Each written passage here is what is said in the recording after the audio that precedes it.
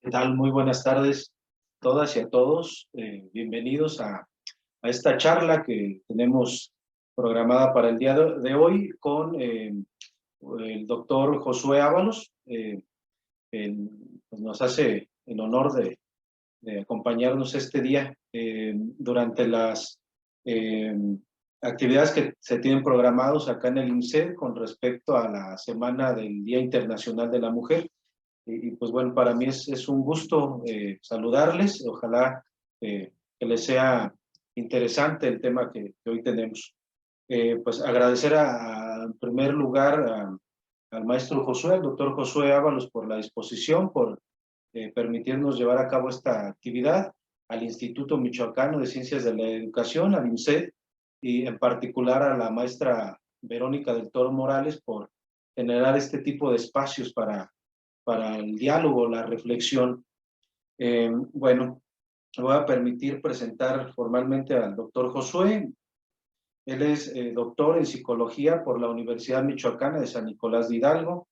Es psicoanalista, perdón, en la clínica privada, docente en idiomas, en asignaturas que tienen que ver con psicoanálisis en diferentes niveles educativos, como aquí mismo en nuestra escuela, en el INSEE.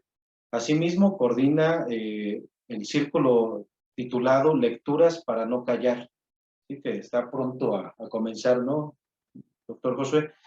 Y bueno, la charla que el día de hoy se presenta está titulada como La fuerza de las palabras, la traición de los símbolos.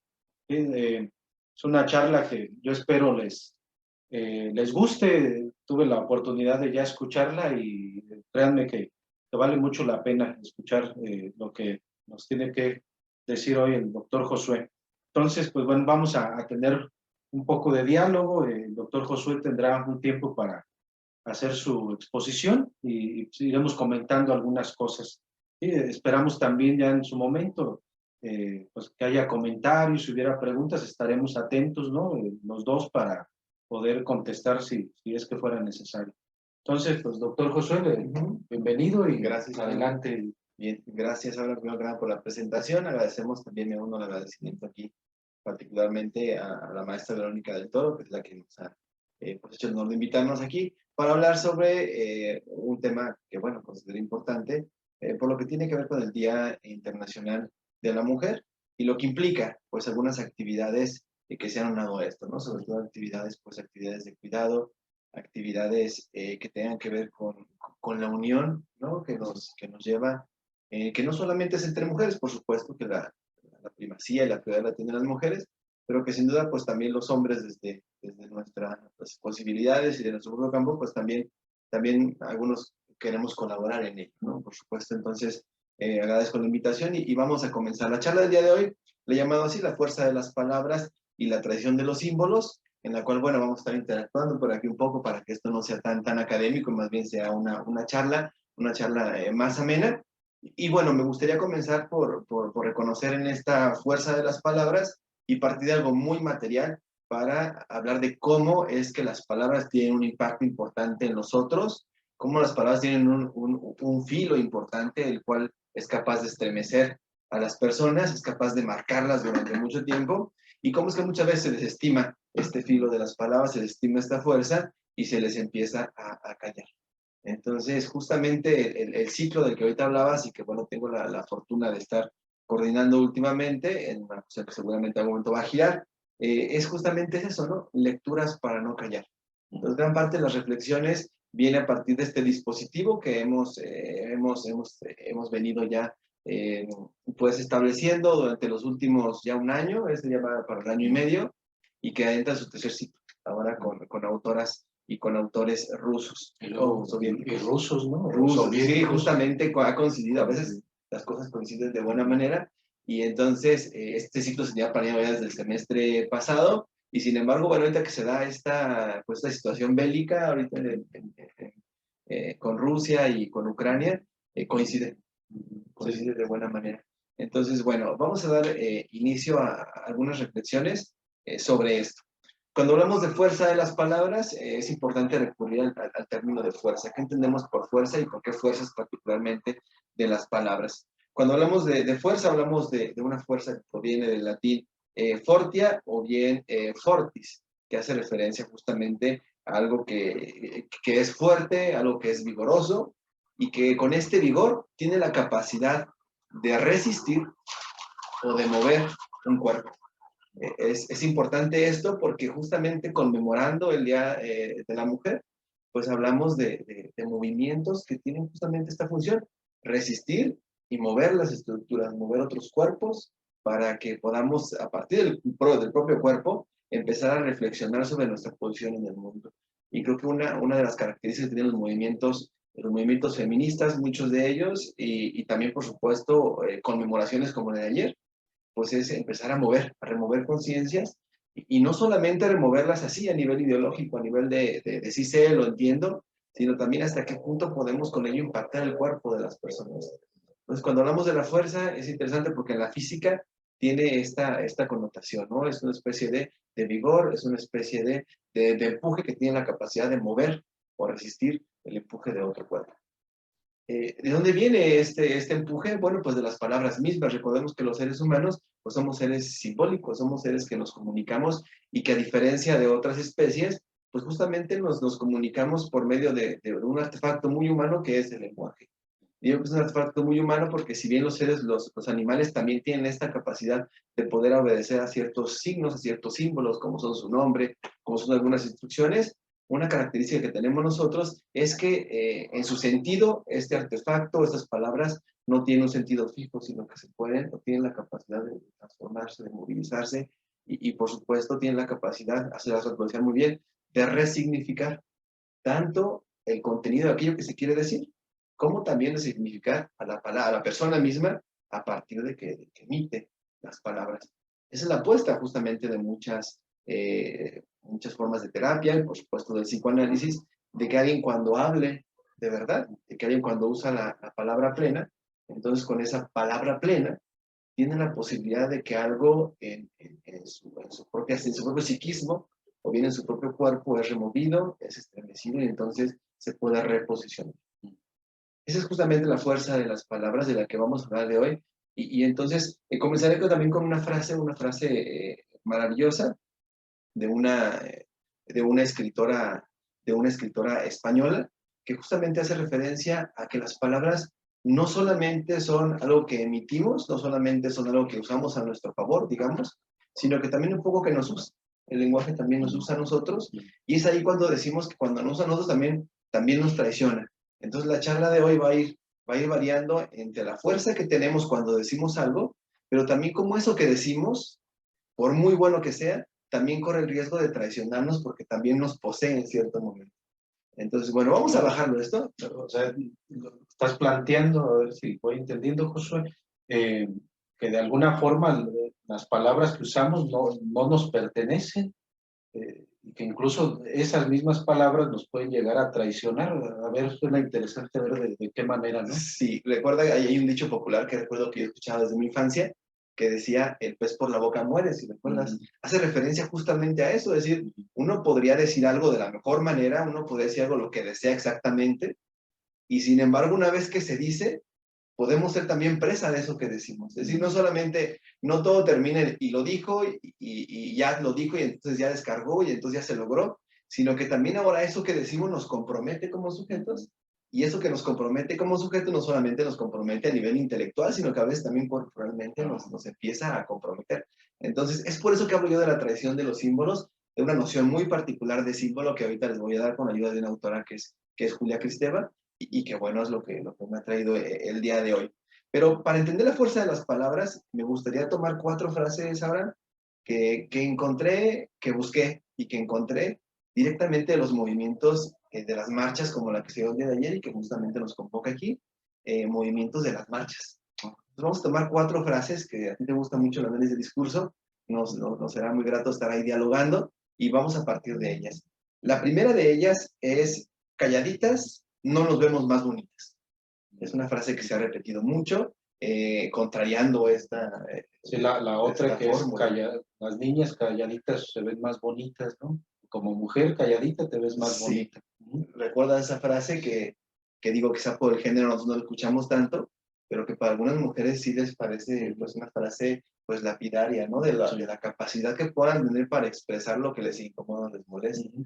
Entonces, una de las frases que aparece mucho en los carteles es justamente esta, ¿no? No, definitivamente no, calladitas, no nos vemos más bonitas, y justamente lo que hacen es salir a hablar, a demandar, a denunciar, a gritar, y por supuesto fomentar y promover, enunciar aquello que desean, ¿no? Que es una parte importante de hablar. Cuando uno habla, pues también tiene la posibilidad de desear. La segunda frase que también estaremos trabajando y que también la encontré directamente en un cartel es: no somos histéricas, somos históricas. Ah, sí. Y que está bueno, pues puede tener una connotación que algunos pueden ejercer como, bueno, son en lugar de histéricas, son históricas, pero que en este contexto me parece muy interesante porque efectivamente gran parte de los cambios sociales que han surgido históricamente han sido logrados por movimientos feministas, Ujú. y sobre todo en el trato de la cuestión del voto, el trato de la cuestión de la defensa de los derechos de los Sí. otros, la defensa de las minorías, la defensa de las mujeres en Estados Unidos, los movimientos de las mujeres también de raza negra. Es decir, muchos de los movimientos son históricos y aunque en algún momento nunca faltan las personas que condenan el simple levantamiento de alguien, después terminan siendo, como lo es el movimiento del 8 de marzo, termina siendo un emblema para recordar que alguien está moviendo y que alguien se puede también rebelar contra aquello que durante mucho tiempo ha privado sobre nosotros. Sí. La tercera frase que me gusta, no tanto como la última, pero me gusta mucho, dice: no soy la artista, no la musa. Mira, esta no me gusta. Una frase que pues tiene mucho de poético, ¿no? Soy la artista, no la musa. Ujú. Haciendo referencia que durante mucho tiempo, bajo la mirada y la perspectiva masculina, las mujeres han sido las musas inspiradoras de poesía, de arte, de creación, y que bajo este espectro del amor romántico pareciera muy bonito, ¿no? Ay, qué bonito la mujer perfecta que inspira poesía, inspira creación, inspira cambios y demás, pero que también muchas veces esa imagen que inspira, esa imagen de la musa, ni siquiera obedece a una mujer que habla, sino una Sí. mujer que está ahí simplemente como posando para que el otro diga cosas sobre ella, ¿no? Y que marca, digamos, una posición obviamente pasiva, ¿no? La mujer como pasiva, Sí, ¿no? En cambio, la frase, ella como artista, pues es alguien activo, ¿no? Alguien que uh-huh. está produciendo, que está trabajando, ¿sí? Sí, que no solamente está determinada por la mirada del otro, ¿no? Como, digamos, la clásica imagen de quien pinta un cuerpo femenino y está ahí la mujer posando para el artista, ¿no? Sí. La musa inspiradora, que por mucha belleza que se le atribuya, pues es una mujer que no habla y Ujú. que a veces ni siquiera se mueve. Sí. Entonces, cuando dice soy la artista, no la musa, hablamos también de artistas que históricamente han tenido también lugar y que por alguna cuestión, por alguna razón ideológica que tiene que ver también con las tradiciones, que tiene que ver con los símbolos, pues se ha ido como dejando de lado, ¿no? La Ujú. artista escritora, esposa del escritor, la artista pintora, esposa, es decir, de alguna manera como las acompañantes de los artistas, cuando en realidad ha habido ejemplos de mujeres que realmente incluso superan en su Sí. capacidad artística al acompañante masculino, pero que bueno, pues históricamente se ha Sí, venido, presentando como si fueran más bien la esposa o la compañera de. me hiciste recordar, pues ya ves el caso de, por ejemplo, acá de Sor Juana Inés de la Cruz, ¿no? Que incluso tenía que hacer alguna especie de faramalla, ¿no? Para pasar por varón, ¿no? En aquellos tiempos que había mucha vigilancia, ¿no? Sobre el tema de la mujer Sí, sí, y sí. lo que una mujer pudiera hacer, pero también, por ejemplo, con Virginia Woolf, estaba checando un poco en su historia, Sí, sí, sí. cómo pues no tenía oportunidad de publicar, ¿no? Aunque venía de una familia más o menos adinerada, eh, pues no tenía esa posibilidad por su posición de mujer de considerársele como alguien que fuera capaz de publicar, ¿no? Entonces, esos casos donde no son musas, son artistas, ¿no? Y así Sí, como ellas, muchas más, ¿no? Rosario Castellanos acá en México, y las que estábamos comentando ahorita, sí, ¿no? sí. Escritoras ya más actuales como Mariana Enríquez, Sí, y Guadalupe Nete, Nete. sí, bueno, de otro lado está Silvina Ocampo, es decir, hay muchísimas escritoras que afortunadamente tenemos más acceso directo a ellas, pero que de inicio uno piensa, por ejemplo, y eso lo comento como anécdota, cuando organizamos el primer ciclo de lecturas para no callar, fue inmediatamente escritores mexicanos, y ven un montón de nombres, hombres mexicanos, así, bom, bom, ¿no? Y entonces está Octavio Paz, entonces está José Revueltas, entonces está un montón de escritores mexicanos, y cuando entonces dijimos, bueno, ¿y escritoras no hay? Sí, pero bueno, a ver, vamos a recordar alguna, y entonces surgió, por ejemplo, Rosario Castellanos, ¿no? En la poesía. Pero nos costó más trabajo reconocerlas, no porque no existan, sino porque justamente la tradición nos ha ubicado a ellas como, digamos, no de manera tan presente como están los hombres. Y bueno, a partir de eso nos pusimos a reflexionar, luego que te hablé a ti, y de, oye, recuérdame de escritoras mujeres porque queremos incluirlas en el ciclo, y ya, una vez que las incluimos, pues maravilla, ¿no? Encontramos a una escritora como Guadalupe Nettel, digo, una de ellas, porque hay muchas, que a mí me dejó fascinado con su obra de la hija única, de la que voy a comentar hoy un poco, pero que justamente nos muestran que siempre han estado ahí. Ahora, la actividad artística pues requiere un tiempo, un espacio y cierta materia, ¿no? También durante mucho tiempo, para que los artistas que conocemos pudieran hacer lo que hicieron, pues tuvieron que tener ciertamente solventadas algunas necesidades básicas que muchas veces quienes las realizaron pues eran las mujeres bajo los papeles tradicionales del género. Entonces, no es que no hubiera artistas, es que a veces ni siquiera se les daba el tiempo suficiente para que expresaran justamente eso que querían decir. Y aquí viene la última frase de la que me gustaría hablar, y que es una frase que me fascinó y también te va a gustar, dice, Neruda, cállate tú. Neruda, cállate tú. Sí, la vi. Y esa me gusta bastante porque es directamente una frase dirigida a un escritor que recuerdan esta frase o este poema de me gustas cuando callas. Me gustas cuando callas. Porque estás como ausente. Ajá. Entonces dice, Neruda, cállate tú, ¿no? Y es cierto, es porque mucho tiempo se estuvo, pues, en esta parte de las musas, ¿no? De que mejor calladita y la veo y la describo y toda belleza. Sí, sí. Sí, que incluso las frases se van conectando, a ver ahorita tú que nos presentas, pero me parece que se van conectando estas frases que elegiste, ¿no? Sí, en cuanto a la posición que se deja ver ahí de la mujer, ¿no? Y cierta, digamos, otra posición contestataria por parte de la mujer. Sí, finalmente es un movimiento que responde y que mueve, que moviliza de la posición pasiva a una mujer que está recibiendo la descripción del otro, a una mujer activa que está construyendo su subjetividad. Es decir, un artista construye su subjetividad a partir de que crea.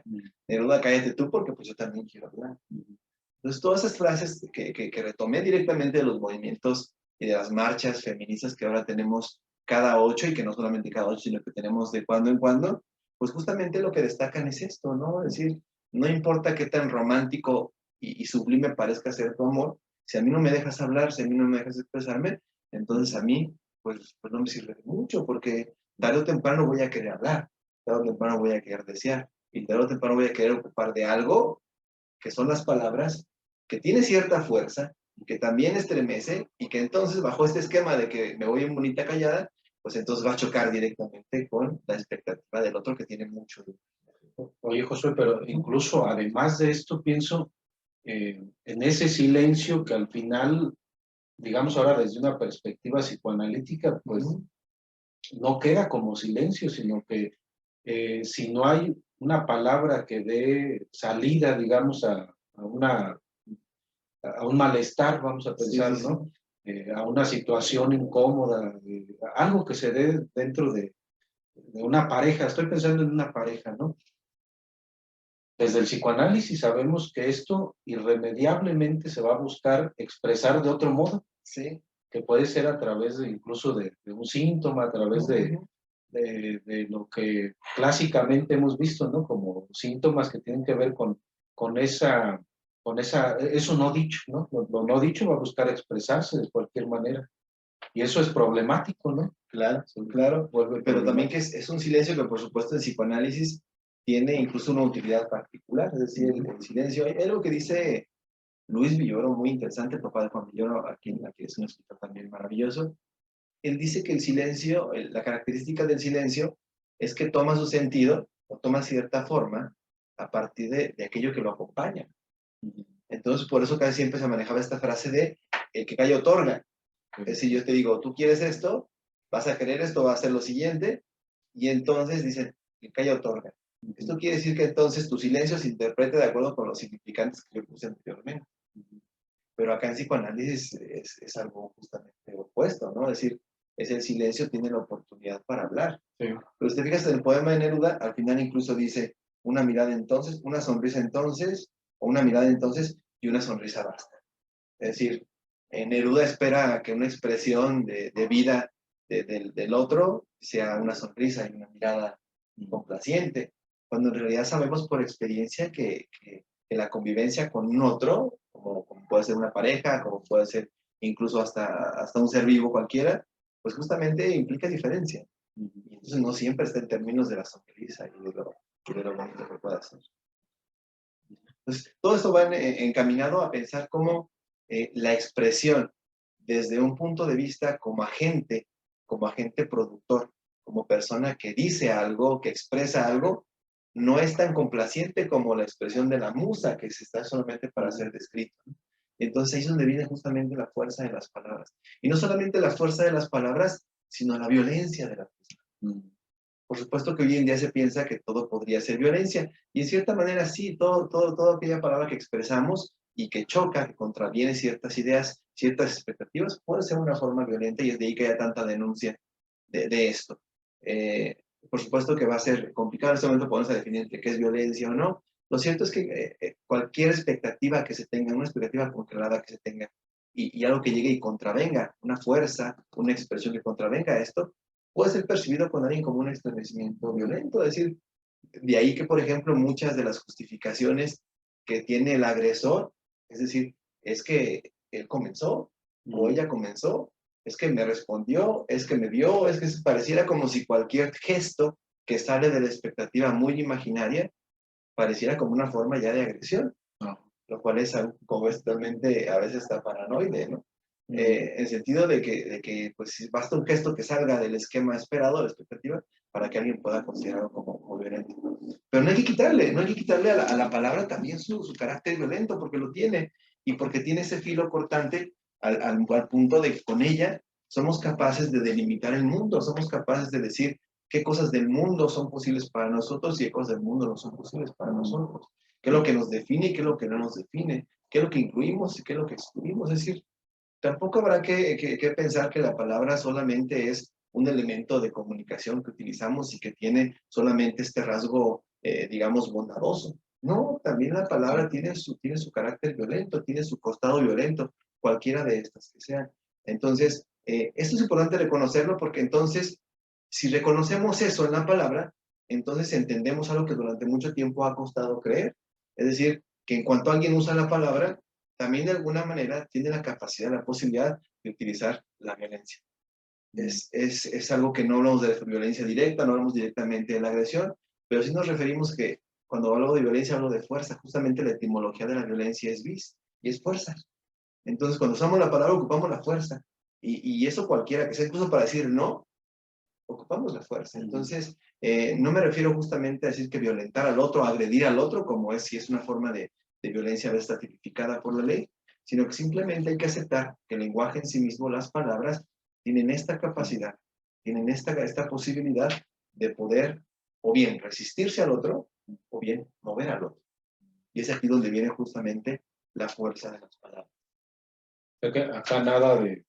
Es un dicho, ¿no? Que particularmente luego me genera cierta incomodidad. Este dicho, a lo mejor también por algo está dicho, ¿no? Ahorita que lo pienso, pero que las palabras se las lleva el viento. En nuestra práctica sabemos que no, que las palabras ahí están, las palabras, como dices tú, tienen una fuerza, ahí se quedan incluso, Sí. ¿no? ¿No? ¿Cuántas historias de donde esa palabra ahí quedó instalada en la subjetividad de una persona y pues no se la llevó el viento? Dejó la huella, dejó la marca, lo que acabamos de hablar ahorita. Y entonces, como ves, es desestimar completamente la capacidad de la palabra, o el poder de la palabra. Las palabras se las lleva el viento, no, pues no todas, ¿no? Hay unas palabras que de hecho quedan bien marcadas en los sujetos, que a veces quedan bien establecidas también en las sociedades y que no se las lleva el viento. Por supuesto que entran en juego muchos elementos, ¿no? ¿Quién pronuncia las palabras? ¿Quién retoma esas palabras, ¿no? ¿Quién reconoce esas palabras? Por supuesto que algunas veces, si una palabra no es reconocida, pareciera que se la lleve el viento. Pero justamente para eso hay dispositivos que pueden reconocer esas palabras. Y creo que el psicoanálisis justamente es la apuesta que tenemos. El reconocimiento de esas palabras que son muy propias del sujeto, que le están marcando de alguna manera o le están inclinando de cierta manera en su vida y que a veces pareciera que las dice así como al aire, como se las lleva el viento, pero que si uno se detiene a pensar un poco más detenidamente y en su literalidad las palabras, se da cuenta de que tienen todo un campo para poder explorar cuál es la posición de las personas ante esas palabras que en algún momento le quedaron marcadas y que lleva a veces como si fueran propias y repite simplemente sin saber qué podían significar. Entonces, aquí vamos a hablar justamente de esas palabras recurriendo a algunas lecturas y recurriendo también a algunas mitologías, sobre todo el mito de Lilith, para ver cómo, de alguna manera, los seres humanos, cuando expresamos las palabras, tenemos esta posibilidad también de desmarcarnos de otras palabras, o bien simplemente también marcar al otro con nuestras palabras. Es decir, utilizar este término de desmarcar en dos sentidos. Una, que cuando nosotros expresamos algo que contraviene al otro, justamente nos estamos desmarcando de cierta forma de identidad. Si esta musa que habla, esta musa que está pintando de pronto el pintor, y de pronto habla y dice cosas, justamente se desmarca de la figura ideal y de la figura así totalmente imaginaria de alguien inmóvil. Se desmarca. Pues entendemos esta demarcación en dos sentidos. La primera, pues en un sentido quizás un poco más etimológico, y la segunda en un sentido hasta futbolístico de la marca, del cual ahorita voy a hablar un poco. Pero bueno, vamos a empezar para entender lo que es demarcarse o desmarcarse de algo con el primer sentido, ¿no? Hablar de desmarcarnos es justamente etimológicamente, hablamos bien de quitarnos una marca o bien incluso de invertir una marca. Y eso se ve muy claramente con algunas de las novelas y con algunos de los textos, y me parece que hasta con la vida misma, donde los sujetos o las personas y las mujeres, ahora haciendo conmemoración de este día, tienen la posibilidad y la capacidad de, a partir de la fuerza de las palabras, desmarcarse de ciertos significantes o ciertas palabras cuyo sentido parecía congelado. ¿Sí? Creo que podemos encontrar un buen ejemplo en quienes tienen apodos, ¿no? Hay gente que no le gusta su apodo y a pesar de que no le gusta, lo lleva cargando mucho tiempo. Entonces, el hecho de hablar y a veces también de hacer algo con su vida o de ir a ciertos lugares, a veces son realmente un intento importante por desmascarse incluso de ese apodo. Y también hay unos otros, ¿no? Que a pesar de que no les gusta su apodo, se van apropiando de él y le dan un sentido diferente y se quedan con el mismo apodo, pero ahora tiene un sentido completamente diferente que tiene que ver con la inversión. Entonces, la misma palabra puede significar para el sujeto algo que lleve como un peso o algo de lo que se apropie y tenga la posibilidad de invertirlo y que tome un sentido más, digamos, un poco más adecuado a lo que quiere hacer con ese significante que le caracteriza. Entonces, para esto quisiera recurrir a Abraham, con apoyo de tus comentarios, hablar de dos historias muy particulares. Justamente revisamos en este dispositivo de lecturas para no callar, dos autoras que ya las has mencionado, Guadalupe Nete, que es una escritora mexicana, y Mariana Enríquez, que tiene un libro de cuentos que se llama Las cosas que perdimos en el fuego, que son autoras que hemos revisado en anteriores ciclos y que a mí particularmente me parecen muy interesantes porque finalmente es una visión femenina de lo que ocurre a nivel amoroso y a nivel de la maternidad. Pues vamos a partir por ese sentido. Vamos a empezar con la historia de Mariana Enríquez, que se llama La tela de araña, y que la manera de comenzar este cuento es muy interesante. Dice lo siguiente, habla de una chica que llamaremos Mariana, que es la autora del libro, ya la llamo de esa manera porque es un horror. Está narrando en primera persona y no tiene un nombre como tal.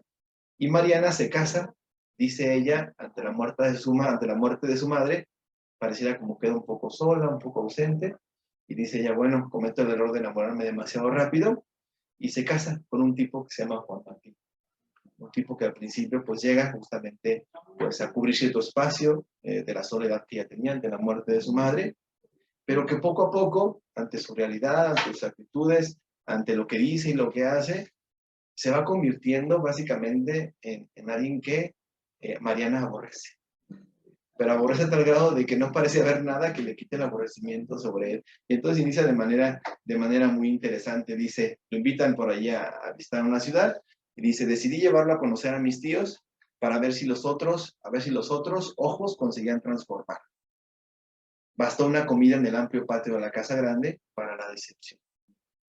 Es interesante cómo decide llevar a alguien al cual parecía insalvable ante los ojos de otros para ver si los ojos de otros pueden salvarlo. Es algo que me parece que es muy particular de cómo funciona el deseo, ¿no? Es decir, cómo uno puede desear algo a partir de los ojos del otro. Y la apuesta de ella era, bueno, pues no tiene salvación, digamos, al menos a nivel de algo que yo pudiera desear. Voy a llevarlo para ver si los ojos del otro lo salvan. Y resulta que se decepciona porque ni siquiera los ojos de los otros son capaces de salvar a un tipo como Juan Miguel. Ahorita te voy a platicar un poco la historia de él.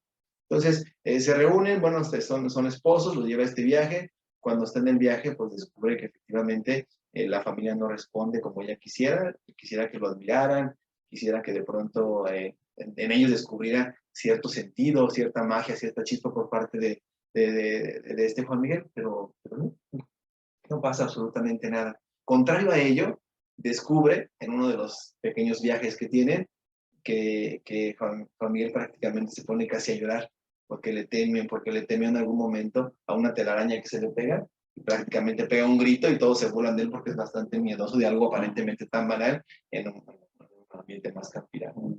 Entonces, en lugar de salvarlo a partir de la mirada de los otros, resulta que este personaje Miguel se va hundiendo en la total decepción. Entonces, lo que me llama mucho la atención del cuento es que poco a poco Mariana va expresando no solamente cierta decepción, sino cierta hostilidad ya hacia este personaje que es su esposo, que es su marido, y al cual ya no soporta. Entonces, esta especie como de confidencia que tienen los escritores durante mucho tiempo, y que durante mucho tiempo es ubicado, por ejemplo, los hombres que a veces pueden quejarse del matrimonio o de la vida en pareja y entonces tienen que buscar en otros lugares. Lo mismo pasa aquí con este autor y lo presenta de manera muy interesante, cómo se queja amargamente del sujeto que está a su lado, al sujeto que no desea, que incluso también su condición física ya empieza a molestarle y que no termina entonces por ser quien en algún momento quisiera que hubiera sido, planteándose la idea de que entonces pues no queda otro remedio más que separarse. Me hace recordar esta especie como de conjetura, ¿no?, que hay en psicoanálisis, Josué,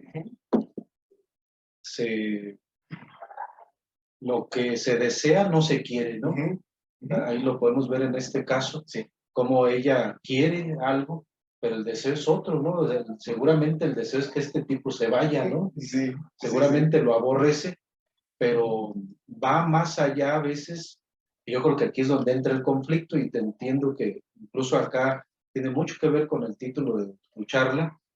A veces son más fuertes los símbolos sociales, sí, culturales, de que ella debe cumplir o cierto rol o cierto papel, ¿no? Impuesto por una sociedad, vamos a llamarle así.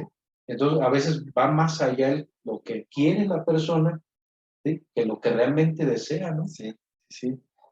Y justamente hacia allá va dirigido. Es decir, hay símbolos, como el símbolo, no sé, del matrimonio, que voy a una noción muy particular de símbolo, el todo de Julia Kristeva, ¿ok?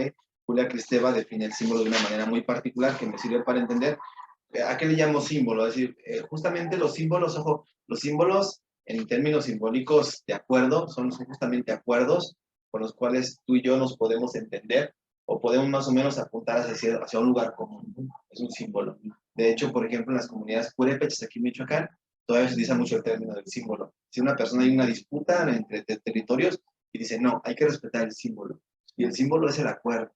Pero aquí hay una noción muy particular de símbolo que yo voy a utilizar y lo quiero poner en ese contexto para que no creamos que el símbolo en sí mismo es esto, sino la que utiliza Julia Kristeva, que tiene que ver con cómo nos hacemos una idea fija sobre algo y cómo esa idea se empieza a apoderar como si fuera la única noción posible de ese algo que nombramos de esa manera y que otorgamos cierto sentido.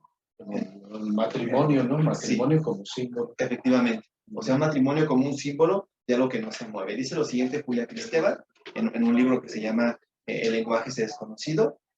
Dice, el símbolo se refiere a un objeto que designa por una especie de ley, de convención, a través de una idea. ¿Okay? Entonces designa algo por una especie de ley. Esta cuestión de la ley es interesante porque finalmente una ley es un acuerdo, pero se va solidificando y pareciera que ese acuerdo ya está establecido de una vez y para siempre. Ese acuerdo es una convención, es un acuerdo, digamos, que inicialmente pudo haber sido incluso arbitrario, pero que ha pasado tanto tiempo que parece congelar su sentido. Cuando en realidad el mundo simbólico, el mundo de las palabras, tenemos que partir de que es un mundo que constantemente está moviéndose en sus sentidos. Es decir, uno puede incluso resignificar un convenio que ya teníamos. Pero bajo ese sentido de símbolo que nos maneja Julia Kristeva y que, bueno, usa para ejemplificar los diferentes tipos de símbolo, y este es uno de ellos, es como a partir de que otorgamos cierto sentido a algo, por un efecto ligado a la ley, pareciera que es el único sentido. Y eso lo podemos ver muy claramente aquí en Morelia o en otras ciudades cuando alguien quiere cambiar el sentido de una calle. Sí, ¿no? Es decir, una calle ha corrido históricamente de norte a sur, y alguien dice, no, por niveles de urbanismo vamos a correr ahora de sur a norte, y la gente literalmente se enloquece. Se enloquece porque me refiero a que empieza a decir, no, es que esa calle así no es. Esa calle siempre ha sido en ese sentido, entonces están locos. Siempre ha sido así. Eso siempre ha sido así. Entonces tiene un efecto donde pareciera que siempre ha sido así. A lo mejor en realidad, la parte que tenemos pocos años como humanidad, en realidad en algún momento se estableció y se fue estableciendo que tenía un sentido. Y entonces ese sentido se va un poco como coagulando. En psicoanálisis decimos sobredeterminando en su sentido. Se va coagulando y entonces pareciera que así ha sido así. Y eso pasa y lo vivimos, y justamente es la importancia de la fuerza de las palabras de movimientos feministas, que justamente lo que hacen es contravenir el sentido. Es decir, cuando alguien dijo, vamos a darle derecho a una persona a interrumpir el embarazo, es, no. Las mujeres siempre han tenido a los hijos y los han querido. Cuando justamente el cuento que traigo ahorita, que es el segundo cuento de Guadalupe Nettel, nos muestra toda la ambivalencia que viene con el nacimiento de un niño que no siempre es esperado, que no siempre es deseado y que no siempre es lo más bonito del mundo, sino que conlleva una carga importante a la cual el sufrimiento está de por medio y entretenerlo. Bueno, o regresando ahí a esta otra frase, ¿no? De calladitas se ven más bonitas, ¿no? Que también pareciera que es algo, pues un símbolo, ¿no? Que estaba ahí ya definido, ¿no? Muy determinado. Por mucho tiempo, tal vez sí por mucho tiempo así quedó instituido, ¿no? Sí. Pienso, por ejemplo, en instituciones como la familia, ¿no? La escuela, donde sí se promovía esto por quién sabe cuántos años, cuántos siglos incluso, ¿no?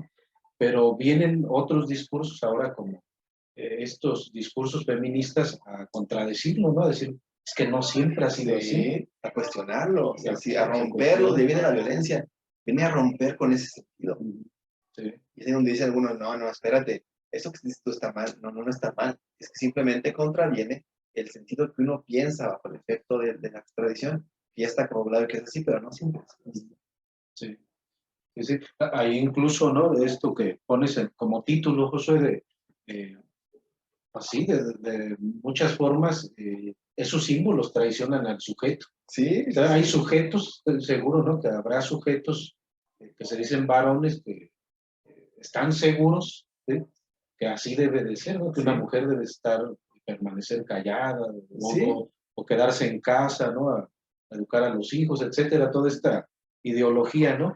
Pero a lo mejor nunca se han puesto a cuestionar, nunca se han detenido a cuestionar si realmente eso siempre ha sido así. Fíjate que en el discurso es interesante que el uso de la palabra siempre, ¿sí? Ya de por sí da la entrada a la ambigüedad, ¿no? Sí. O sea, ahí inmediatamente puedes preguntar, a ver, siempre desde cuándo, ¿no? O sea, en la clínica es muy común esto. Es que yo siempre esto. No siempre. Es desde cuándo. Desde cuándo se instauró eso y por qué, ¿no? Y empiezan a escarbarle ahí. Y así habrá muchos sujetos que no cuestionen precisamente esos símbolos que están ahí y que a veces nada más se repiten, como decía, ¿no? Y cuyo sentido no siempre ha sido y no es ese mismo, como lo de la calle que decía. Sí, ¿no? Y las totalidades justamente se rompen de esa manera. Es que siempre me pasa. siempre te pasa, es que todo, nunca, las teorías como siempre, todo, nunca, son muy cuestionables, Nada. porque uno las va como configurando a partir de justamente la idea de que algo se congela. Sí. Entonces romper eso es algo importante para que también el sujeto se dé cuenta de que hay otras alternativas. Y justamente lo que pasa en este cuento de la tela de araña, para seguir con él, es que poco a poco, de pronto, Mariana se encuentra con una prima, que es prima y amiga, con la cual empieza a ver en ella una mujer soltera, una mujer, dice ella, la describe como siempre bien bronceada, pero despeinada y un poco desaliñada, pero muy vivaz en el sentido de que tiene mucha vida, de que digamos, no se corresponde con las cuestiones tradicionales y que va encontrando en ella un eco de sí misma. Y con eso me refiero no solamente que encuentre un eco de sí misma como yo soy eso, sino que más bien va descubriendo algo de su prima en ella misma. Entonces, uno podría partir bajo las nuevas perspectivas, sobre todo de la psicología del yo, de la psicología, que entonces uno descubre lo que verdaderamente es, como si ya estuviera en uno. Pero no, a veces uno también descubre lo que es y lo descubre desde el otro, que es justamente la apuesta que hoy tenemos, y los movimientos también son eso, ¿no? Vamos a juntarnos todas, porque entre todas va a ser mucho más fácil reconfigurar esto que de manera individual cuesta mucho trabajo sobrellevar. Entonces, en esta experiencia con la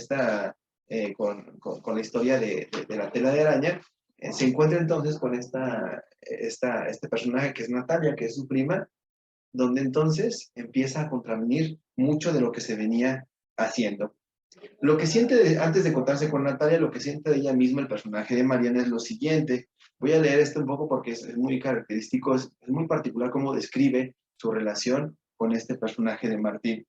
Dice, él siempre me hace sentir, bueno, constantemente me hace sentir inútil, Juan Martín. Dice, si yo tardaba en servir, la mesa era una inútil. Alguien estaba ahí parada haciendo nada, como siempre. Si tardaba en elegir algo, lo estaba haciendo perder el tiempo a él. Siempre tan decidido y desapegado. 10 minutos de dudas sobre aquel restaurante que ir, y entonces ya una noche de reproches y de malas conversaciones. Yo siempre le pedía perdón para no pelear, pero esa era mucho peor. Yo nunca le decía lo que me molestaba, y aquí viene la parte que es muy interesante cómo describe. Dice que eructar después de comer, que nunca limpiaba el baño, ni aunque se lo rogara, que se la pasaba quejándose sobre la calidad de las cosas, que le pedía un poco de humor, y siempre me decía que ya era tarde para eso, que había perdido la paciencia.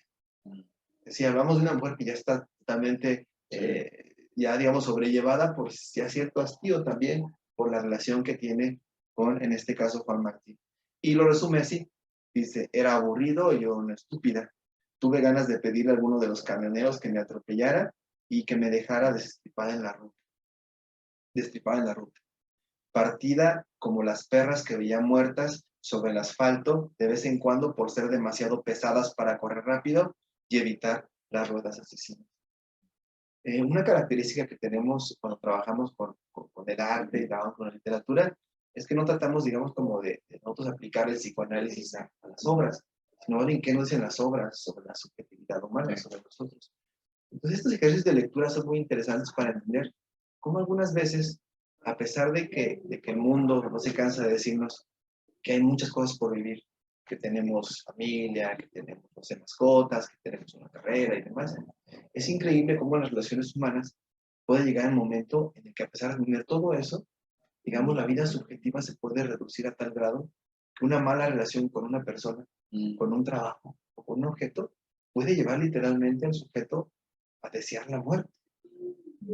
Entonces, esta viscosidad de la que hablaba Freud, ¿no? Esta viscosidad que tenemos hacia los objetos, de pronto nos puede jugar esas malas pasadas.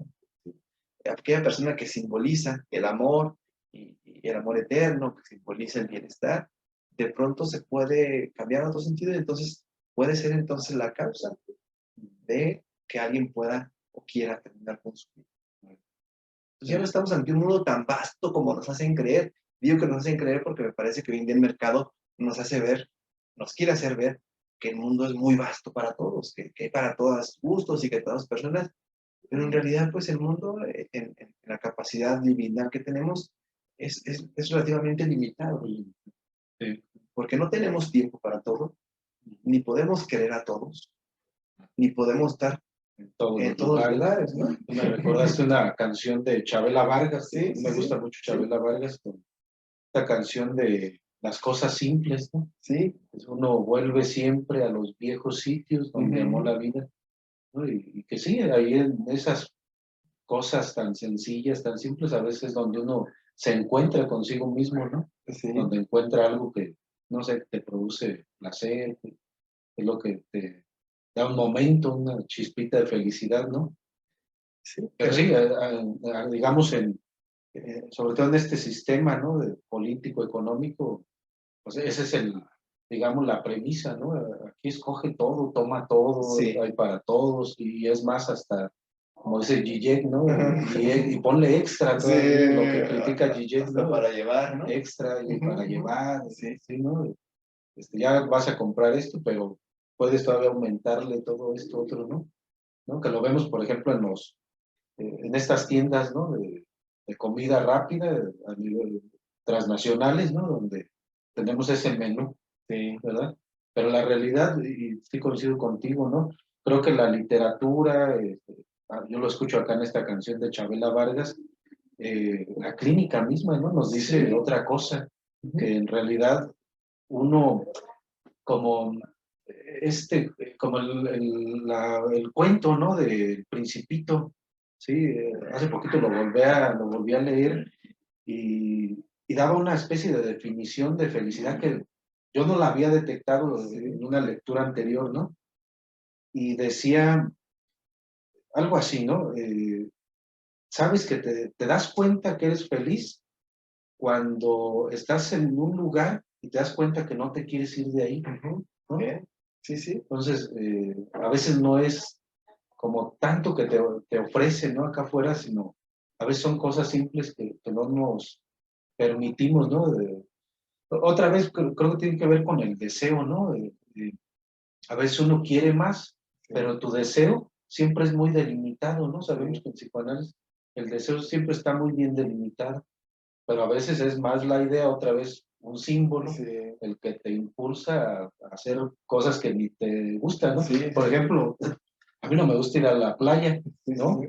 Pero la gente, no, pues que hay que ir a Hay la que ir a playa. la playa O sea, cada yo no mes, sí. disfruto ir a la playa, ¿no? Para mí es un martirio eso, ¿verdad? Entonces creo que ahí a veces el símbolo traiciona, ¿no? Traiciona tu deseo, Sí, ¿no? o en este caso, pues algunos de los deseos son finalmente, pareciera como que deseos sin ley, ¿no? Como deseos desembocados, como si el deseo fuera en sí mismo algo totalmente abierto, cuando en realidad el sujeto está muy también delimitado por posibilidades, incluso materiales, que también el hecho de tenerlo limitado, bueno, puede llevar a cierto malestar en el sujeto, ¿no? Entonces, justamente lo que estamos hablando es esto, ¿no? Como de pronto algunas ideas congeladas, sentidos congelados, por muy buenos que parezcan en un inicio, poco a poco, cuando se van congelando, cuando pareciera como que ya no hay ninguna alternativa, pueden hacer sufrir, pueden traicionar incluso las capacidades del propio sujeto.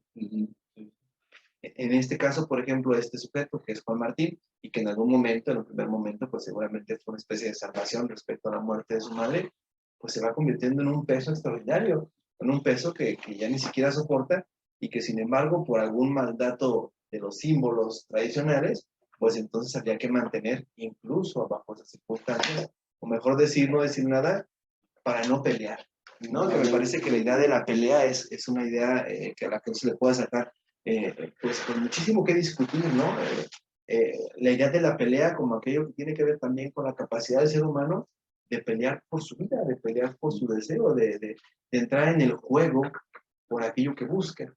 Y donde algunas veces la idea de no pelear, que efectivamente de manera histórica se les ha negado más a un sexo que a otro, pues pareciera entonces que le quita esa posibilidad, ¿no? Sí. La pelea como una forma automática de violencia.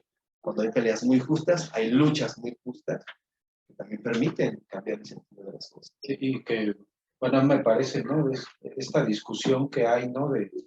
Por ejemplo, con los movimientos feministas, ¿no? Y las luchas que hay ahora, eh, se ha llegado a criticar bastante, ¿no? Por algunos sectores de la población, que afortunadamente no son todos, de que es una lucha pues, no justa, que es incongruente o que que incluso es más violenta, ¿no? Que lo que proponen, cosa que está totalmente equivocada dadas las circunstancias y los niveles de violencia que hay en contra de las mujeres, que están debidamente pues, registrados, ¿no? En estadísticas, está documentado todo eso. Y se llega a decir que este tipo de movimientos, ¿no? En nuestra actualidad, pues no van a trascender, no trascienden, ¿no? Gente que dice, pues, es que eso no me representa, yo no estoy de acuerdo, etcétera.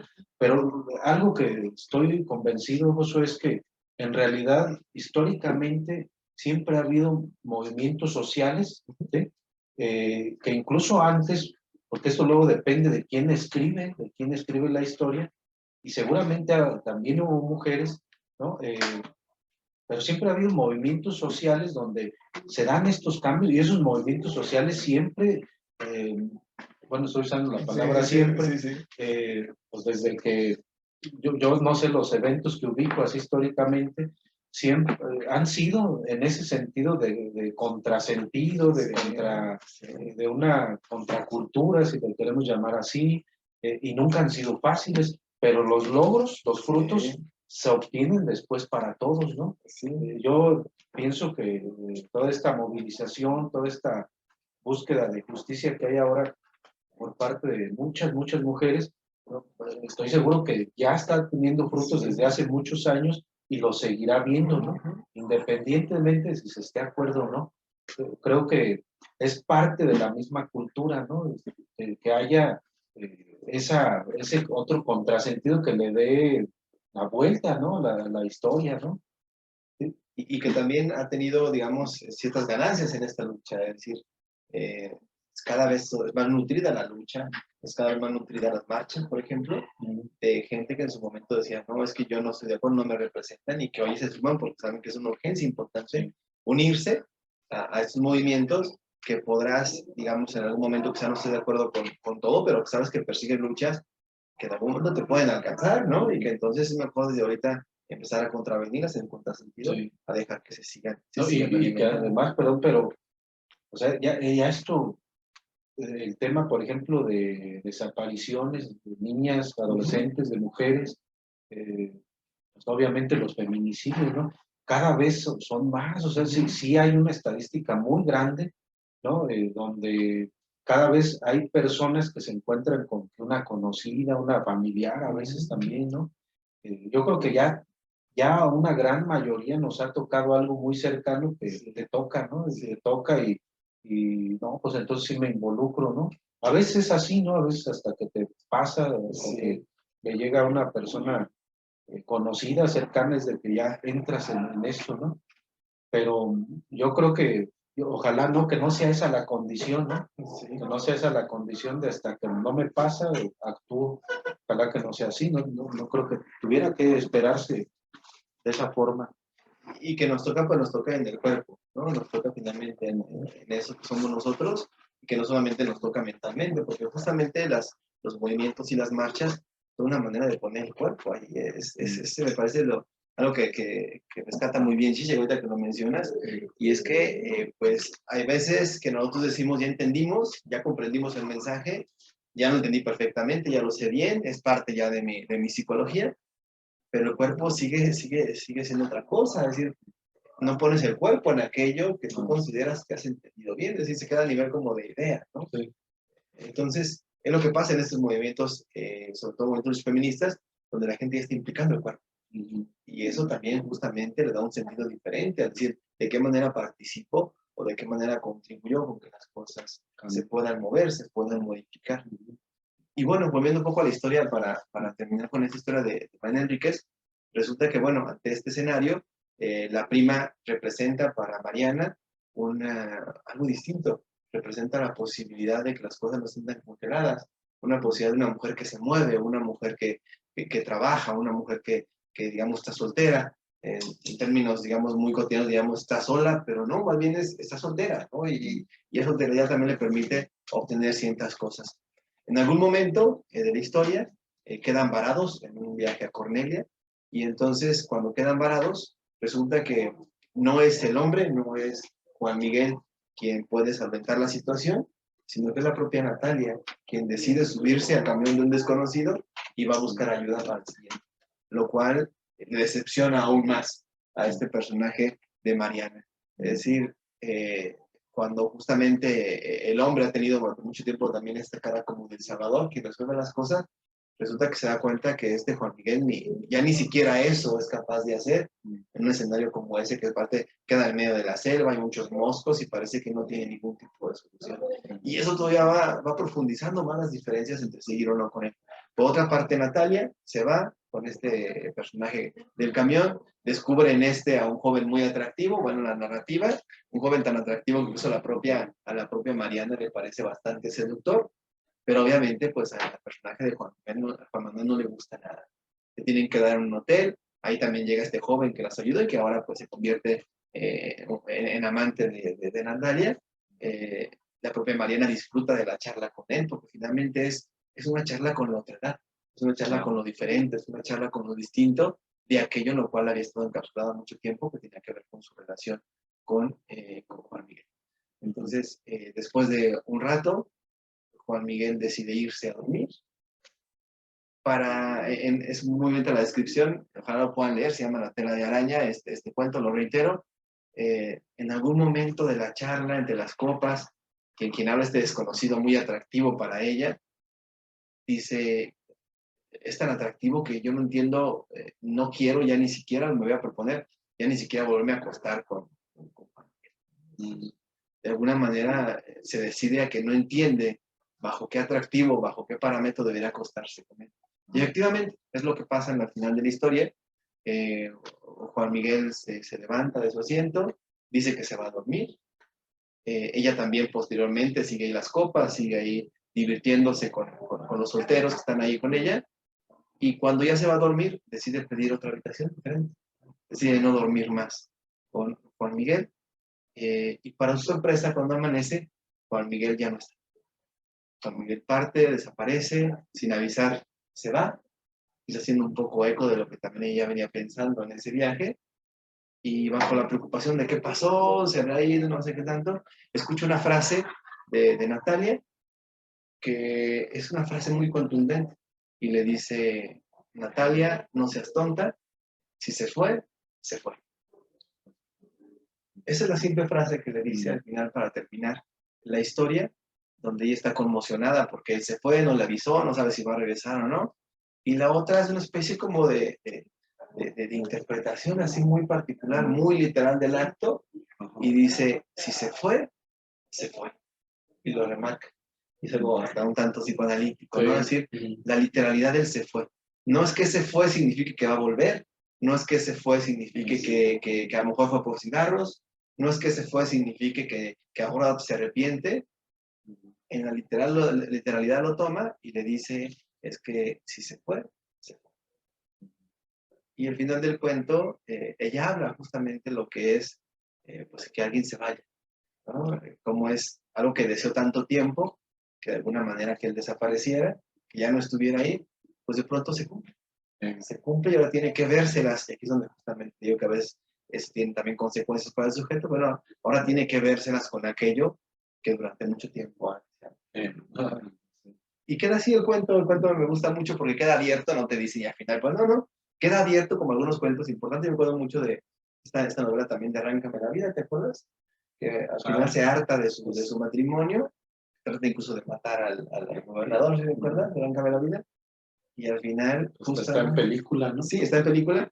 Y al final, pues, queda con la incertidumbre, bueno, ¿y ahora qué se fue? Bueno, ahora tengo que pensar qué voy a hacer.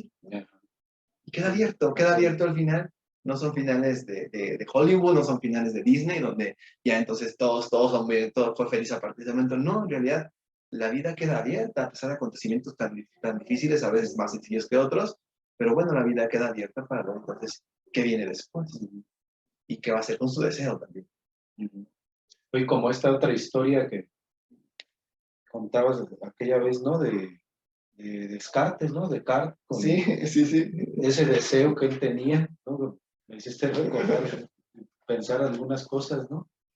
¿Cómo va? A ver, cuéntame. Es que es maravilloso porque Descartes, bueno, Descartes, lo ubicamos por las meditaciones o el método cartesiano, En algún momento en uno de sus libros publica que le gusta mucho lo que hace, le gusta mucho la ciencia y le gusta ahí estar debatiendo sobre los conocimientos y demás. Dice que ojalá alguien lo escuchara y le permitiera dedicarse únicamente a eso, ¿no? Que nada más se dedicara a eso. Y entonces una de las reinas, que parece que es una reina, una princesa de Suecia, lo lee, se entera de eso y dice, ah, bueno, está bien, si es lo que quieres, pues vente, ¿no? Vente, y se lo lleva a Suecia y ahí lo tiene en un castillo. Y resulta que sí, ya se va a Descartes, pero al final muere de pulmonía. Entonces se lo lleva, se cumple su deseo, pero obviamente pues la historia sigue abierta, es decir, no es que en ese momento ya decimos, no, es que es mágico que la gente diga lo que quiera. No, lo que pasa es que decir lo que queremos también nos tiene que hacer asumir. Y justamente esa asunción del deseo es la que, sobre todo en épocas actuales, me parece que es lo que más puede estar costando trabajo a las personas, ¿no? Sí. Porque asumir un deseo también significa asumir que no hay una totalidad, asumir que entonces ya tuviste lo que deseabas, pero que entonces vienen más cosas. Entonces, ¿qué está más allá de aquello que digo por ejemplo, en este caso, ¿no? ¿Qué está más allá entonces de Juan Miguel? En realidad la historia queda ahí, pero la vida no queda ahí, la vida continúa y entonces hay mucho más cosas. Sí. Hay mucho más cosas que aquello que yo creo que parece como una totalidad que me limita, que me obstaculiza. Hay más allá. Sí.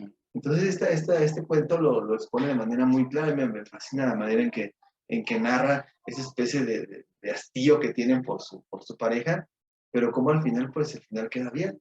Sí, está bien, ya no está eso que tú dices, que te está limitando, ahora ¿qué vas a hacer? Y creo que esa es una muy buena pregunta para quienes se casan y se congelan en la idea del obstáculo, ¿no? Sí. Es que si no tuviera esto, entonces yo sería completamente feliz. Si no pasara esto, y resulta que entonces, digamos, lo atraviesan, y entonces, ¿ahora qué? No.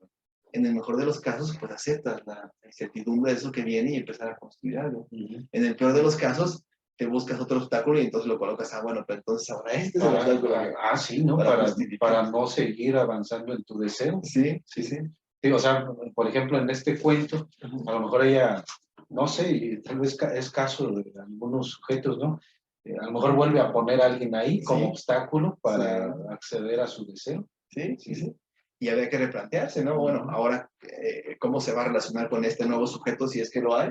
O también puede no haberlo, ¿no? Sí, me parece que sobre todo a las mujeres se les ha indicado bastante la idea de que no pueden estar solas y lo justifican como es que es peligroso, es que no puedes estar sola, es que te ayudan y demás, cuando en realidad, amor, muchas mujeres pueden estar perfectamente solas en ese sentido que pueden lidiar con su vida sin ningún problema, sin necesidad de tener ahí a alguien acompañándolas, sea hombre o mujer, pero que tienen esa capacidad, esa posibilidad. Igual pasa para el hombre, ¿no? El hombre que a determinada edad cree que lo correcto, por ejemplo, así, ¿no? Lo correcto, lo normal es que tiene que estar casado con una familia, con hijos, ¿no? Pero en realidad lo que desea es otra cosa, ¿no? Sí. Su deseo va por otro lado. Estoy leyendo ahora un texto de Luciano Lutero, ¿no? Que se llama El fin de la masculinidad, por cierto, lo recomiendo. Que está muy ligero, o sea, no es algo para como pensar que es algo para psicoanalistas, ¿no? En realidad es un texto muy ameno, muy abierto, ¿no? Y habla, por ejemplo, algo que ahorita me hiciste pensar en algo que se da ahora con los hombres, pensando en nosotros como los que nos decimos hombres, varones, heterosexuales, etcétera. Dice él que se está dando algo muy curioso que es hombres que deciden no casarse, no estar con una sola pareja, sino él pone ahí como un símbolo, precisamente el gigolo, ¿no? El gigolo que puede tener varias parejas, pero que en realidad lo que dice Lutero es una especie de regresión al infantilismo, pues, porque en realidad lo que está evitando, ¿sí?, es cumplir un deseo propio, ¿no? Entonces se mantiene en una especie de dinámica muy infantil, ¿no? Donde son hombres que ahora lloran, hombres que, pero no nada más que lloran por el simple hecho de la emoción, ¿no? Del sentimiento, sino que lloran en un sentido caprichoso, ¿no? Sí. Es que no la obtuve a ella y eso me causa dolor narcisista, ¿no? ¿Sí? Y dice Lutero ahí al final, ¿no? Es que es una sociedad de hombres, ¿no? Que ahora pues mucho más difícil que antes, les cuesta mucho trabajo aceptar esa castración, ¿no? Que es, en el caso, pensar en un hombre, ¿no? Esta idea de hombre, eh, reconocer que hay una diferencia sexual y que también hay un deseo que no se va a cumplir, ¿sí? De que va a haber una pareja, una esposa, que no va a cumplir todo el deseo y que incluso ni siquiera es tuya, ¿no? Sí. O sea, esa no castración es lo que se evita en estos hombres de ahora tipo gigolós, ¿no? Sí, Que sí. están con varias parejas y que más bien fomentan mucho en ellos esa como autoimagen, ¿no? Muy ensalzada, ¿no? Y, y como con tintes, dice Luterón, que parecieran feministas, pero en realidad son más bien muy infantiles, ¿no? Que no contribuye, digamos, como al cambio de la emancipación de Sí, los no, roles. no, porque incluso viven con con sus papás, Sí. hasta muy alta edad, ¿no? No hay ahí una liberación, una eh, emancipación, pues, o sea, no hay nada de eso. Sí, que me hiciste pensar mucho en una frase que en algún momento escuchaba de un conocido y que me causaba mucha risa. Yo la llegaba a utilizar porque me causa mucha risa. Cuando alguien le reprochaba algo que no hizo, siempre decía, bueno, ¿qué quieres? Soy solo un hombre. Decía eso y me daba mucha risa cuando lo escuchaba, pero justamente porque de alguna manera rompía con el sentido de, no, es que eres hombre y por lo tanto porque eres hombre, eres hombre. Eres hombre, por lo tanto puedes. Eres hombre, por lo tanto de frente. Eres hombre. Y él decía, no, pues ¿qué quieres? Soy solo un hombre. Como rebajando incluso las capacidades de lo que es ser un hombre. Y me parece que eso, de alguna manera, sí rompe el papel tradicional del hombre, pero también creo que de alguna manera pasan dos cosas. Y ahorita que te escuchaba, me parece que he tenido esta reflexión últimamente. Una es que pareciera entonces que bajo esta posición, como ya digamos, donde no es necesario reafirmar nada, entonces pareciera que efectivamente no hay ningún tipo de esfuerzo por reafirmar ya nada, ¿no? Entonces ya no hay ningún esfuerzo ni siquiera a veces por ser independiente, no hay ni siquiera a veces un esfuerzo incluso por hablar por mí mismo. Es decir, como que pareciera como quedar en esta posición de, bueno, pues entonces como no quiero ser yo quien oprima al otro, entonces pues ya no voy a hacer nada que tenga que ver con la opresión. Entonces es una posición, ¿no? Por una parte esto. Y por el otro lado también es que no es tan soportable también por algunas mujeres esta posición. Y me parece que no tiene que ver con el género, tiene que ver directamente con el sujeto. Donde de alguna manera, y eso lo decía bien Lacan, ¿no? De alguna manera uno tiene expectativas sobre el otro. Y el hecho de que el otro ya no haga nada en absoluto por sostener esta expectativa, también de alguna manera puede ser muy chocante para muchas mujeres. Porque justamente eso que mencionas tú, ¿no? Hombres que ya ni siquiera quieren ser independientes, hombres que efectivamente, creo que por eso también nos choca un poco como sociedad decir, bueno, es que históricamente el hombre tendría que sostener algo y ahora no quiere sostener nada, entonces algo está mal. Sí, me parece que tiene sentido si uno piensa en que ahora pareciera que ya hay que hacer el mínimo esfuerzo para cualquier cosa, ¿no? Pero también por otra parte, choca con algunas visiones de quienes, a pesar de los discursos actuales, sí siguen esperando, se sigue esperando que el sujeto se haga cargo de ciertas cosas y que no siempre son unas cuestiones machistas o feministas, sino que tienen que ver con la expectativa. Finalmente, cuando uno ama a otro, sí dirige cierta expectativa y sí espera que ese otro haga un esfuerzo por mantener estas expectativas pactadas, que es, bueno, pues ya acordamos algo, el único que tenemos los acuerdos, al menos trata tú de mantener tu palabra, ¿no? Donde no tiene tanto que ver como con mantener ser hombre o ser mujer, sino es mantén los acuerdos que tú y yo establecimos. Justamente ahí está la fuerza de las palabras, ¿no? El símbolo del que hablamos. El símbolo ya no entendido como un símbolo elegido de una vez y para siempre, sino como un símbolo que se puede reorganizar. Y si yo acuerdo algo con alguien, no quiere decir que ya siempre vamos a vivir bajo ese acuerdo, ¿no? Posiblemente el acuerdo de, ¿sabes qué? Sí lo hicimos, pero a lo mejor hay que reacomodar esto porque no está funcionando ni para mí. Es más, yo creo que ya ese símbolo también es claro que queremos seguir. Pero siempre y cuando haya como ciertos acuerdos. Sí, estoy pensando, por ejemplo, en otras palabras, ¿no? Que esta semana han estado ahí. Por ejemplo, una palabra interesante y que cobra ese otro sentido, que creo que termina por resignificarse. Yo pienso que sí, en los diferentes movimientos feministas, es la palabra loca, ¿no? Las locas Sí, salen a la calle, están locas, viejas locas, etcétera, ¿no? Que van a veces de grupos que intentan invisibilizar o discriminar, ¿no? Violentar también, ¿no? De alguna forma. Pero ellas se apropian ese término, ¿no? Y terminan siendo las locas poetas, las locas revolucionarias, las locas que cambian, que cambian lo que los otros no quieren que cambie, ¿no? Entonces, el sentido, por ejemplo, ahorita que hablabas de Lacan, ¿no? Hablando de significantes, como un significante como este, ¿sí? Puede tomar otro sentido cuando el sujeto se lo apropia y le da una dirección diferente, ¿no? Sí, ya no es la misma loca, histérica, pasiva, ¿no? Por ejemplo, de la época de Freud, las histéricas de Freud, sino que ahora se trata de una loca activa y que promueve la igualdad y que es loca, pero en el sentido poético, ¿no? Como dijeran los poetas, ¿no? Que se apropia de su locura, ¿no?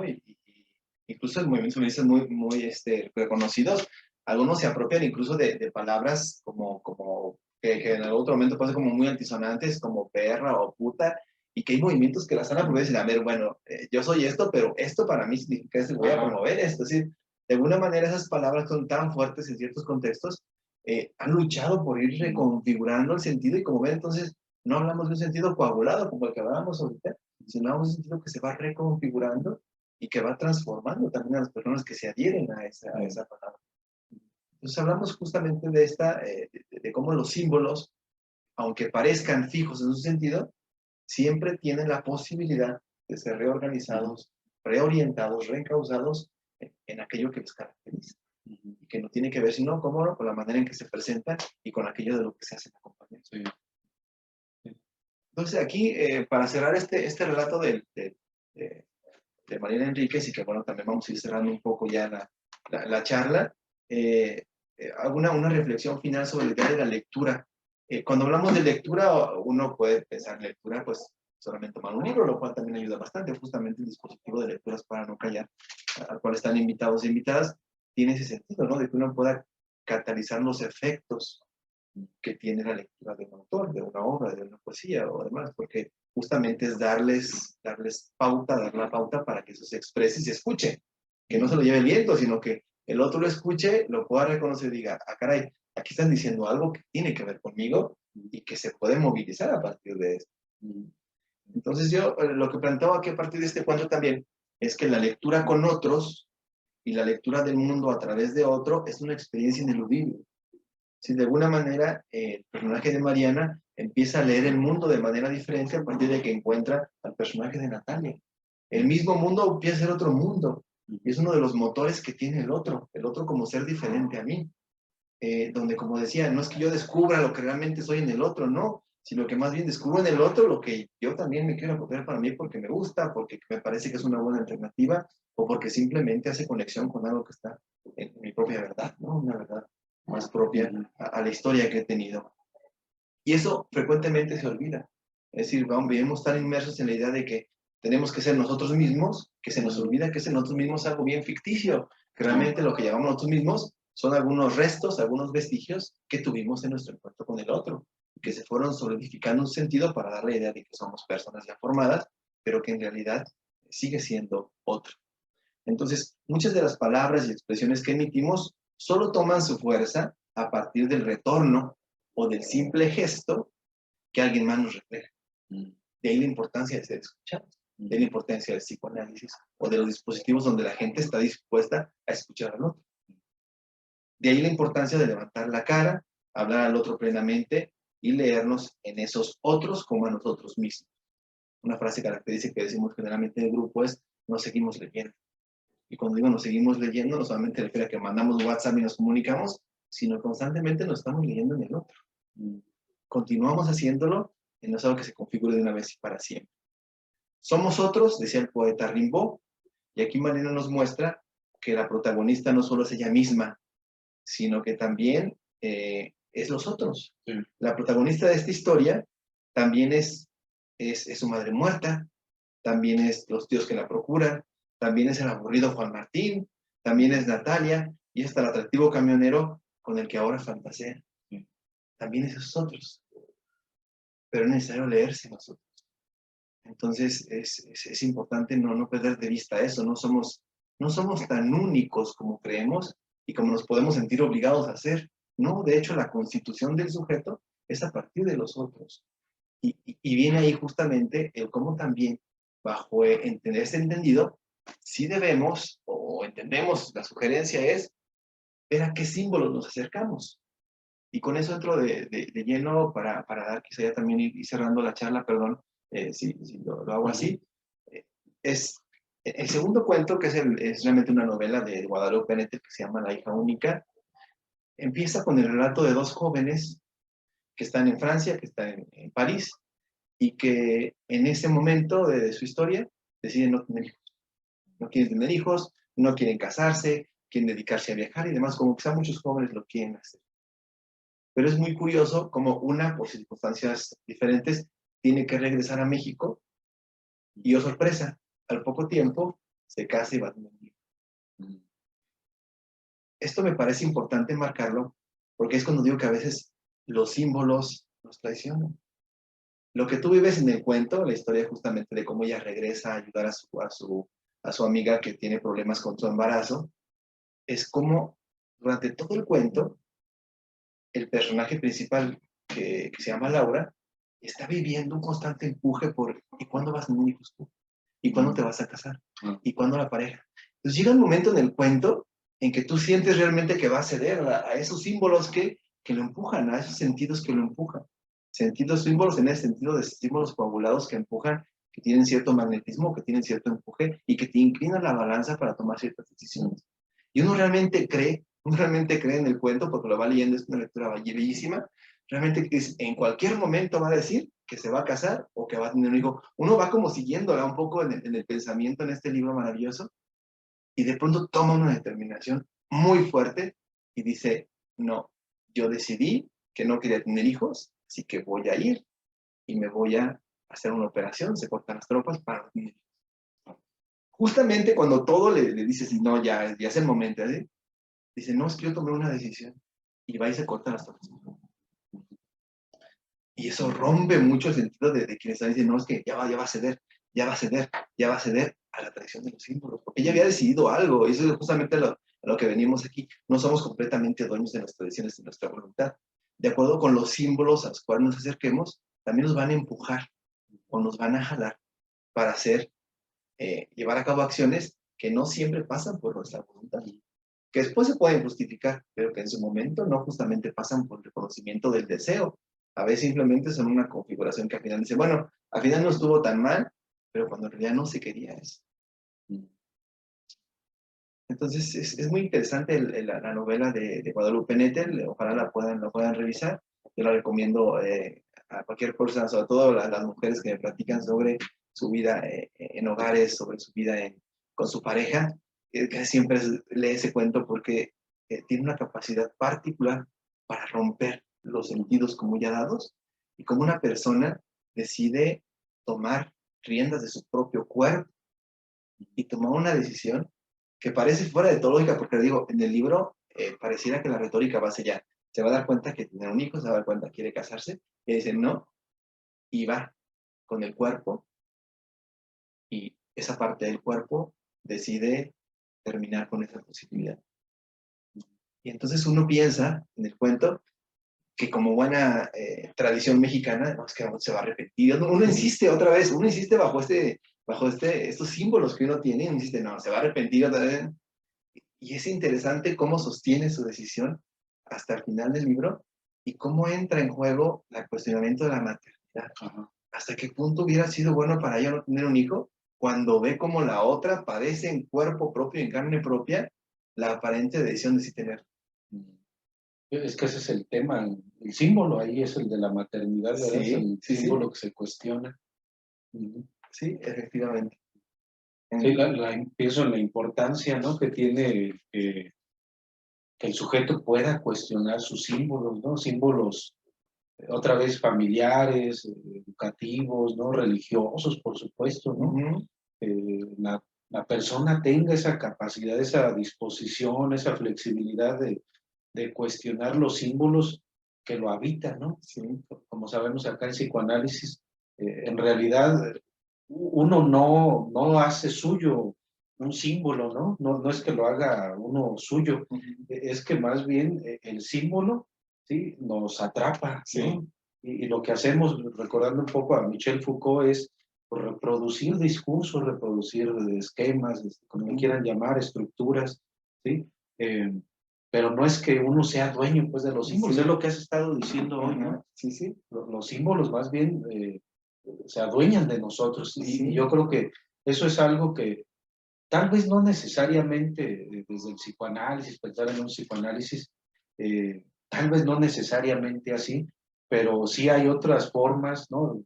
Creo que coincido contigo, sobre todo a partir del arte, de la literatura en particular, que tenemos esa afición afín, ¿no? Sí, sí, sí, de hecho, Josué, es lo que nos convoca, sí. con la literatura, pero una literatura, una lectura que permita dialogarse con otros, ¿no? Luego de repente también tenemos como formas de leer muy privadas, ¿no? Sí. Donde pues yo leo y solamente yo sé lo que leí, lo que entendí, lo que me resignificó, etcétera, pero no hay esa posibilidad de leerlo con otros. La importancia, fíjate, de lo que estás también planteando acá, ¿no, Josué? La importancia que tiene leer con Con otros. otros. O sea, algo que me está quedando muy claro y que me está gustando mucho en esta charla es, eh, y que es un contrapunto precisamente a estas modas que hay ahora de este sujeto como muy individual, Sí. decías tú, muy supuestamente Único. original, ¿no? Que pareciera que nace, crece, vive solo y Sí. muere solo. En realidad sabemos que no es así, siempre es en función de otro, ¿no? En función de otro es que se es, ¿no? Por eso se habla no de una subjetividad, sino de posiciones subjetivas, de diferentes formas de ser, dependiendo de con quién te encuentras.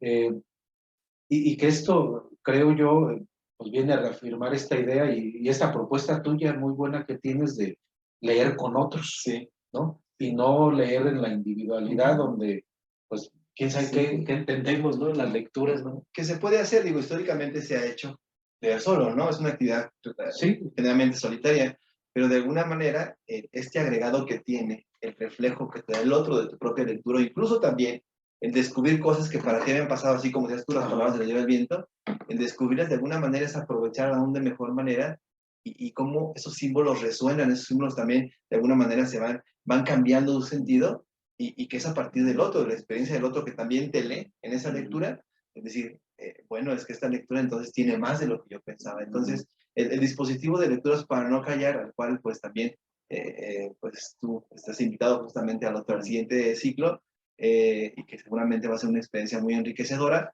pues justamente apuesta por eso. Es decir, hay lecturas tan buenas, hay lecturas tan significativas, que no son tanto porque lo son en sí, sino porque justamente el compartirlas con otros, el poder decir, mira, te voy a compartir este libro, es lo que te permite resignificar esa lectura y también puedes entregarla, integrarla como parte. Sí.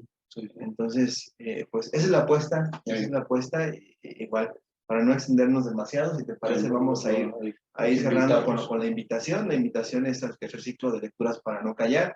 Viene ya, inicia el 23 de marzo, Abraham va a abrir justamente la primera lectura y bueno, será un gusto tener ahí a las personas que bien o les guste psicoanálisis o bien les guste la lectura como una forma de entretenimiento o también que quieran de alguna manera empezar a meterse en este mundo de la literatura, que Freud bien lo decía, es una manera de dar también, digamos, como soltura a pasiones que tenemos y que no siempre podemos expresar por lo que generarían, pero que entonces vivirlas así, un poco entre la ficción y nuestra propia vida, es una manera también de expresarlas. Sí.